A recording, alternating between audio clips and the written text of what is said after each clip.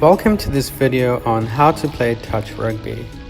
If you've ever wanted to try rugby or seen it on TV and thought, ouch, that looks painful, touch rugby may be the variety that you could try. Touch rugby, also named touch or touch football, is a sport derived from rugby league. Unlike rugby league, however, it minimizes body contact so that rugby players may practice over the pre-season and improve their handling and technical skills with a much reduced risk of injury. It also eliminates body contact to allow the inclusion of both genders and people of all ages. Touch rugby wasn't always a sport. It started in Australia during the 1960s as a social or park game, before it later became a fully fledged sport. The game has grown in popularity in recent years, especially in the South Pacific and the United Kingdom.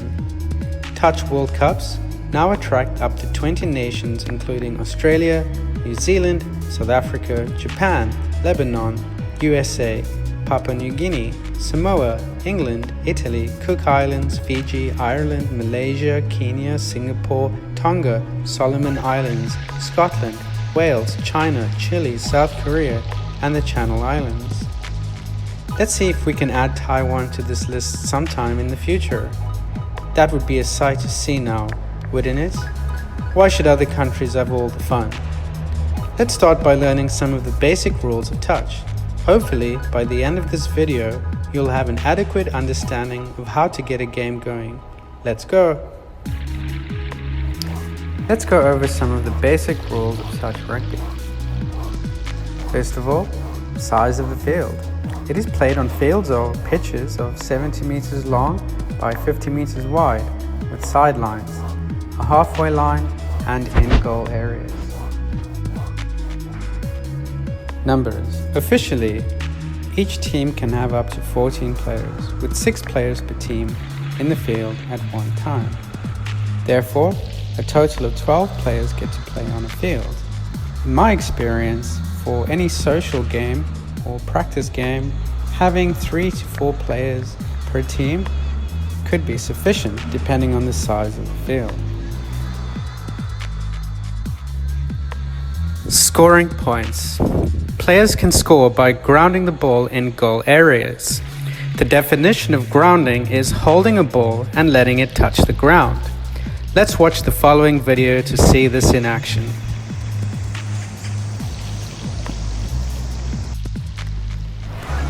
As we can see, the player has held onto the ball and placed it across the line. This is a legitimate score, and the attacking team is awarded 1 point, called a try. Turnovers. So, you may be wondering what the defending players have to do to get the ball out of the hands of the offensive team. This loss of possession is called a turnover. Turnovers may occur in several different ways. The first of which is when 6 touches are made on the attacking team. A legal touch is on any part of the body, clothing, and ball. The player must claim a touch by raising a hand and shouting "touch." When touched, the player in possession must place the ball on the ground at the exact point beneath him where the touch occurred. This is known as the mark. Play is restarted when the scrum half or dummy half touches the ball. When the defending team has made 6 touches, they hand over possession to their opponents.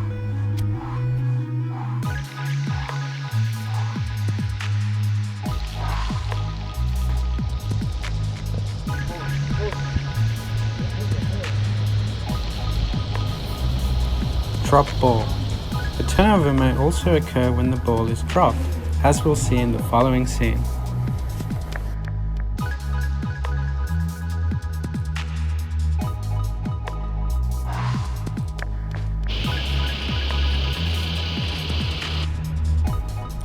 Out of bounds. Another way to lose possession of the ball is when a player runs outside the field of play or out of bounds, as we'll see in the following example.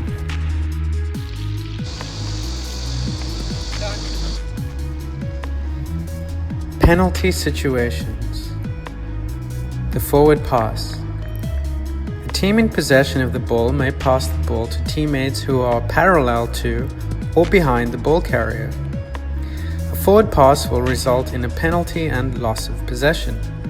The game will restart with a tap kick. In the following scene, we'll watch the players passing the ball incorrectly, namely, demonstrating the forward pass.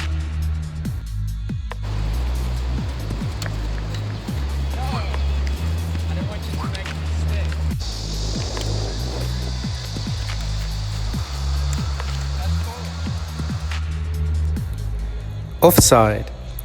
If a defending player does not retreat the full 5 meters after making a touch, it is called offside and punished with the restart of the touch count. In the following example, we'll see the defending players not retreating the full 5 meters after making a touch, resulting, as mentioned before, in a reset of the touch count of 6.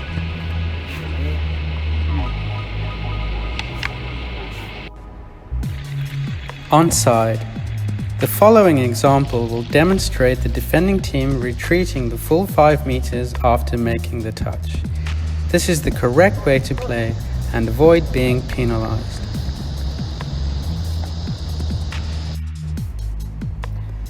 Blocking defenders. Attacking players may not block the path of defenders attempting to touch the player with the ball in hand.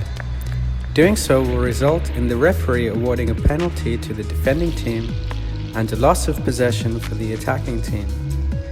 Play will restart where the defender was blocked.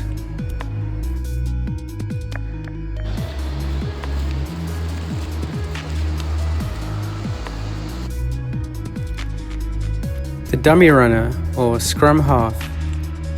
After a player places the ball down on the mark, an attacker will pick the ball up. This player is now temporarily known as the dummy runner or scrum half. The dummy runner can run and pass, but cannot score. Restarting play. To restart, a player places the ball down on the marked spot. Once the ball has been either placed or stepped over, that player may move away from the ball and receive a pass from the dummy runner. Now let's review some of the details covered in this video. After the defending team makes 6 touches, the attacking team hands over possession of the ball. 2. If the ball is dropped by any player, including the temporary dummy runner, it will result in a turnover. 3. Play starts with a tap-off at the beginning of the game and after half-time. 4. There is no kicking in touch rugby. 5. Defender should stand back no less than 5 meters. 6. The dummy half or runner can't score or be touched.